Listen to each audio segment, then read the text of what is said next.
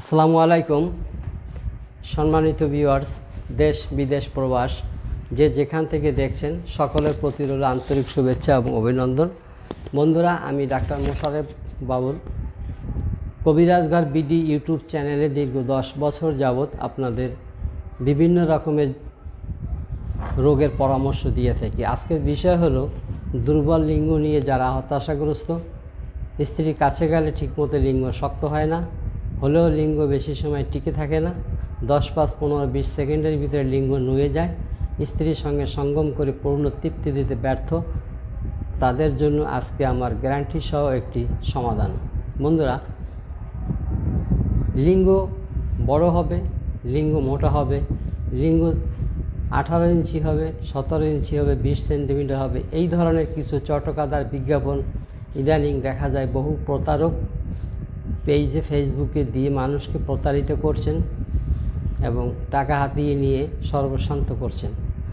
আজকে জেনে রাখবেন, বিশ্ব স্বাস্থ্য সংস্থা কর্তৃক স্বীকৃত মেডিকেল সায়েন্স বিজ্ঞান গবেষণা এবং জার্নালিস্টে জানা গেছে বহু আগে থেকেই যে মানুষের দেহের কোনো অঙ্গ কোনো চিকিৎসার মাধ্যমে বৃদ্ধি করা সম্ভব নয়। এখন কিছু অ্যালোপ্যাথিক ডাক্তাররাও যৌন রোগের চিকিৎসাটাকে একটা মূল্যবান পুঁজি হিসেবে ব্যবহার করছেন, সার্জারি করে লিঙ্গ বড় করে। এটা সম্পূর্ণ ভুয়া, এটা সম্পূর্ণ একটি মিথ্যে বানোয়াট একটি নিউজ। কখনো লিঙ্গ সার্জারি করে বড় করা যায় না, কখনো কোনো মেডিসিন দিয়ে লিঙ্গ বড় করা যায় না। বন্ধুরা, একজন প্রাপ্তবয়স্ক পুরুষের লিঙ্গ থাকে 13 ইঞ্চি।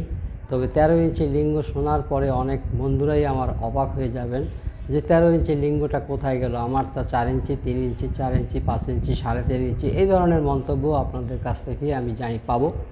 কিন্তু হ্যাঁ, সৃষ্টিকর্তার সৃষ্টি, কেউ এটাকে আমরা অস্বীকার করতে পারবো না।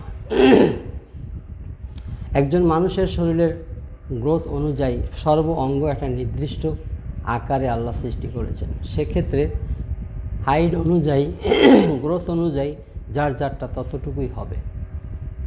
সেক্ষেত্রে দেখা যায় নাভি থেকে লিঙ্গর বাহির অংশ পর্যন্ত একটি লিঙ্গর হয়ে থাকে 13 ইঞ্চি।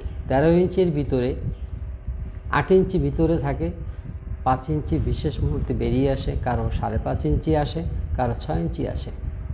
এখন আপনি দেখছেন আপনার লিঙ্গ উত্তেজিত হওয়ার পরে 3.5 থেকে 4 ইঞ্চি, তো কেন আমার লিঙ্গ বেরিয়ে আসলো না? এটা জিন এবং হরমোন গঠিত কিছু বিষয়। যারা অতিরিক্ত হস্তমৈথুন করছেন, হাত দিয়ে মাস্টারবেশন করতে করতে পেনিসের নার্ভগুলি সব শুকিয়ে গেছে, মাসেলগুলি সরে গেছে, লিঙ্গটা ভিতরে বসে গেছে এবং টেস্টোস্টেরন হরমোনের ঘাটতিটাও কমে গেছে, যে কারণে বিশেষ মুহূর্তে লিঙ্গের মুন্ডু পর্যন্ত 95% রক্তের চাপ নিতে হবে, কিন্তু আপনার রক্তের চাপটা আসছে কম, ফোর্স নাই বিধায় ব্লাডের লিঙ্গটাও বেরিয়ে আসে না।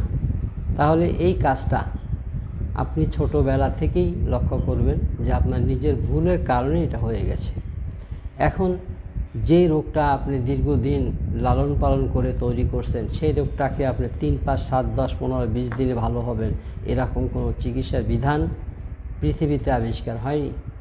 MBBS বলেন, FRCS লন্ডন বলেন, যত বড় ডাক্তার বলেন, রোগটা তৈরি করছেন ধীরে ধীরে অনেক দিন বসে।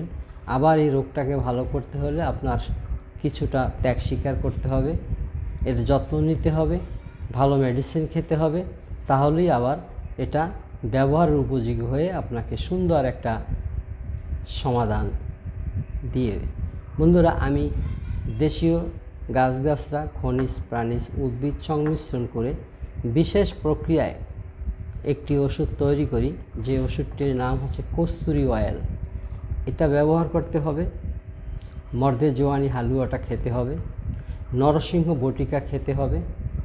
ইনশাআল্লাহ এরকমের 3-4 প্রকারের মেডিসিন খাওয়া ব্যবহার করার ফলে 1.5 মাস চিকিৎসা নেবেন, আপনার লিঙ্গ রডের মতো স্ট্রং হবে, শক্তিশালী হবে এবং স্ত্রীকে সহবাস করে আপনি পরিপূর্ণ তৃপ্তি দিতে পারবেন। বিশেষ মুহূর্তে ইরেকটাইল ডিসফাংশন অর্থাৎ উত্থানজনিত সমস্যা আর থাকবে না। এখন দেখা গেল সকল বয়সের পুরুষরা এক রকমের শরীরকে সার্ভিস দিতে পারে না। আপনি যখন প্রথম বিয়ে করবেন একটা টকবগে যুবক থাকবেন তখনকার শক্তি আর বিয়ের 15 বছর পরের শক্তি কখনো এক হবে না। কারণ যার আছে দেহ তার আছে মেহ, তার আছে ক্ষয়। এই কম বেশি মানুষের শরীর থেকে কিছু না কিছু যেতেই থাকে।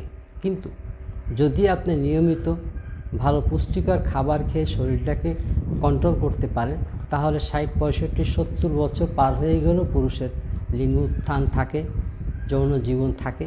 কিন্তু আমাদের এই দারিদ্র প্রধান দেশের মানুষ যে পরিমাণে খাবার খাই বা শরীরের যে যত্ন নেই, এতে আমাদের শরীরের যে ক্ষয় হয় এটাকে রিকভার করা হয় না। কারণ আমরা অনেক পরিশ্রমের কাজ করি, যে কাজ করার পরে যে ক্যালোরিটা আমার প্রতিদিন শরীর থেকে খরচ হচ্ছে, এই ক্যালোরিটা খাবারের মাধ্যমে পূরণ হচ্ছে না। এখন মোটামুটি সবুজ শাকসবজি খেতে হবে, টক জাতীয় ফল খেতে হবে, লিঙ্গ সাদৃশ্য যে খাবারগুলি আছে না, ডাঁটা, সাজনা, মূলা, গাজর, এইসব খাবারের প্রতি আপনার বেশি ফলোয়ান করতে হবে। তো বন্ধুরা, যদি বিশেষ মুহূর্তে লিঙ্গের উত্থানজনিত সমস্যা নিয়ে আপনি খুব বেশি হতাশাগ্রস্ত থাকেন, আমি বলবো হতাশ না হয়ে আপনি ভিডিও স্ক্রিনে দেওয়া নাম্বারে আমার সঙ্গে কথা বলুন। ইমো এবং হোয়াটসঅ্যাপ আছে, সরাসরি ভিডিও কলে কথা বলে আমার কাছ থেকে চিকিৎসা নিন।